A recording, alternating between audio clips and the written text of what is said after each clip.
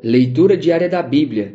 Hoje, dia 1 de março de 2024, iremos ler os capítulos 17, 18 e 19 de Deuteronômio. Capítulo 17. Não sacrifiquem para o Senhor seu Deus um boi ou uma ovelha que tenha qualquer defeito ou imperfeição. Isso seria detestável para ele.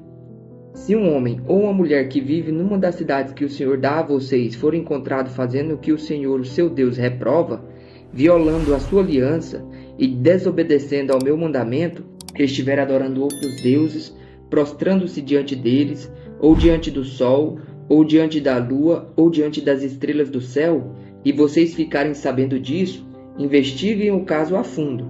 Se for verdade e ficar comprovado que se fez tal abominação em Israel, levem um homem ou a mulher que tiver praticado esse pecado à porta da cidade e o apedrejem até morrer. Pelo depoimento de 2 ou 3 testemunhas, tal pessoa poderá ser morta, mas ninguém será morto pelo depoimento de uma única testemunha. As mãos das testemunhas serão as primeiras a proceder à sua execução, e depois as mãos de todo o povo. Eliminem o mal do meio de vocês. O julgamento dos casos difíceis.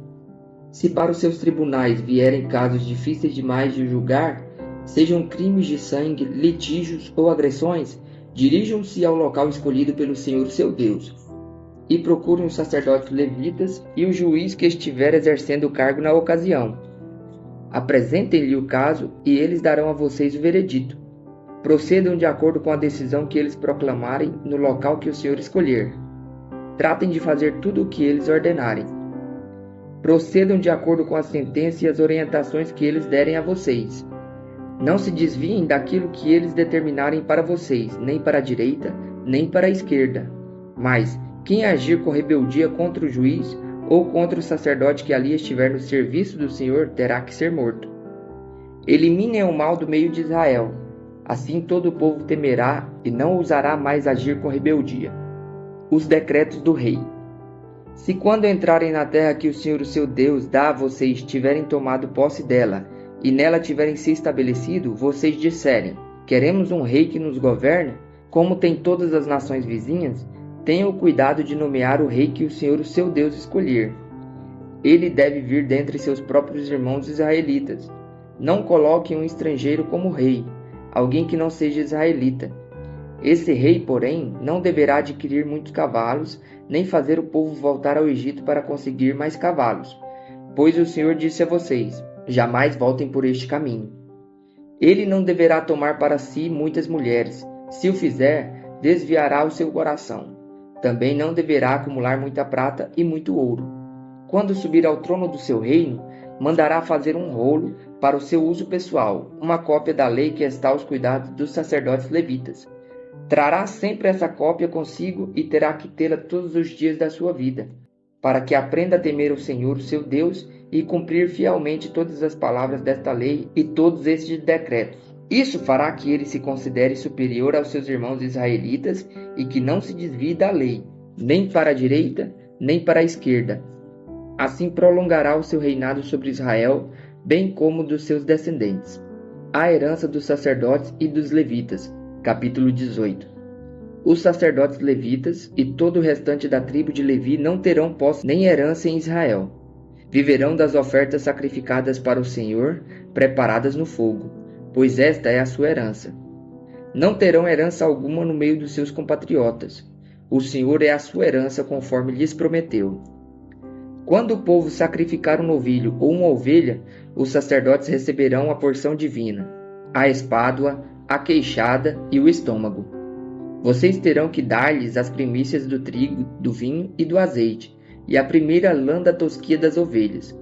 Pois de todas as tribos o Senhor, o seu Deus, escolheu os levitas e os seus descendentes para estarem na presença do Senhor e para ministrarem sempre em seu nome. Se um levita que estiver morando em qualquer cidade de Israel desejar ir ao local escolhido pelo Senhor, poderá ministrar em nome do Senhor, o seu Deus, à semelhança de todos os outros levitas que ali servem na presença do Senhor. Ele receberá uma porção de alimento igual à dos outros levitas. Além disso, ficará com o que receber com a venda dos bens da sua família. Advertência contra práticas pagãs. Quando entrarem na terra que o Senhor seu Deus dá a vocês, não procurem imitar as coisas repugnantes que as nações de lá praticam. Não permitam que se ache alguém no meio de vocês que queime em sacrifício seu filho ou sua filha, que pratique adivinhação ou se dedique à magia, ou faça presságios, ou pratique feitiçaria, ou faça encantamentos, que seja médium, consulte os espíritos ou consulte os mortos.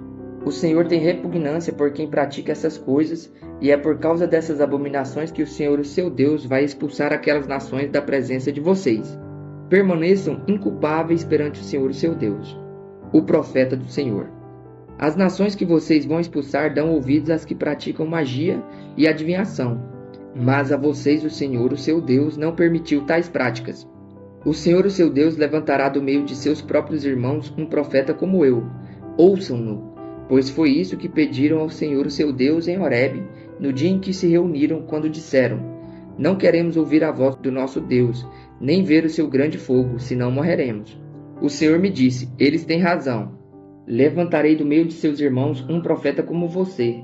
Porei minhas palavras na sua boca, e ele dirá a vocês tudo o que eu lhe ordenar. Se alguém não ouvir as minhas palavras, que o profeta falará em meu nome, eu mesmo lhe pedirei contas. Mas o profeta que ousar falar em meu nome alguma coisa que eu não lhe ordenei, ou que falar em nome de outros deuses, terá que ser morto. Mas talvez vocês se perguntem: como saberemos se uma mensagem não vem do Senhor? Se o profeta proclamar em nome do Senhor não acontecer nem cumprir, essa mensagem não vem do Senhor. Aquele profeta falou com presunção. Não tenham medo dele. A cidade de refúgio, capítulo 19. Quando o Senhor, o seu Deus, tiver destruído as nações cuja terra dá a vocês, e quando vocês as expulsarem e ocuparem as cidades e as casas dessas nações, separem 3 cidades de refúgio na parte central da terra que o Senhor, o seu Deus, está dando a vocês, para que dela tomem posse. Dividam em 3 partes a terra que o Senhor, o seu Deus, está dando como herança a vocês, e façam nelas vias de acesso para que aquele que matar alguém possa fugir para lá. Este é o caso em que um homem que matar o outro poderá fugir para lá para salvar a sua vida, se matar o seu próximo sem intenção, sem que houvesse inimizade entre eles. Por exemplo, se um homem for com seu amigo cortar lenha na floresta, e ao levantar o machado para derrubar uma árvore, o ferro escapar e atingir o seu amigo e o matá-lo, ele poderá fugir para uma daquelas cidades para salvar a sua vida. Do contrário, o vingador da vítima poderia persegui-lo enfurecido e alcançá-lo, caso a distância fosse grande demais, e poderia matá-lo, muito embora este não merecesse morrer, pois não havia inimizade entre ele e o seu próximo. É por isso que ordeno a vocês que separem 3 cidades. Se o Senhor, o seu Deus, aumentar o seu território, como prometeu sob juramento aos seus antepassados, e der a vocês toda a terra que prometeu a eles, separe então mais 3 cidades. Isso acontecerá se vocês obedecerem fielmente a toda esta lei que hoje ordeno a vocês: amar o Senhor, o seu Deus, e sempre andar nos seus caminhos. Façam isso para que não se derrame sangue inocente na sua terra, a qual o Senhor, o seu Deus, dá a vocês por herança, e para que não sejam culpados do derramamento de sangue. Mas se alguém odiar o seu próximo, ficar à espreita dele, atacá-lo e matá-lo, e fugir para uma dessas cidades, as autoridades da sua cidade mandarão buscá-lo nas cidades de refúgio e o entregarão nas mãos do vingador da vítima para que morra. Não tenham piedade dele. Eliminem de Israel a culpa pelo derramamento de sangue inocente, para que tudo vá bem com vocês. Não mudem o marco de divisa da propriedade do seu vizinho, que os seus antecessores colocaram na herança que vocês receberão na terra que o Senhor, o seu Deus, dá a vocês para que dela tomem posse. As testemunhas. Uma só testemunha não é suficiente para condenar alguém de um crime ou de um delito. Qualquer acusação precisa ser confirmada pelo depoimento de 2 ou 3 testemunhas. Se uma testemunha falsa quiser acusar um homem de algum crime, os 2 envolvidos na questão deverão apresentar-se ao Senhor, diante dos sacerdotes e juízes que estiverem exercendo o cargo naquela ocasião. Os juízes investigarão o caso e, se ficar provado que a testemunha mentiu e deu falsa testemunha contra o seu próximo, dê-lhe a punição que ele planejava para o seu irmão. Eliminem o mal do meio de vocês. O restante do povo saberá disso e terá medo, e nunca mais se fará uma coisa dessas entre vocês. Não tenham piedade. Exijam vida por vida, olho por olho, dente por dente, mão por mão, pé por pé.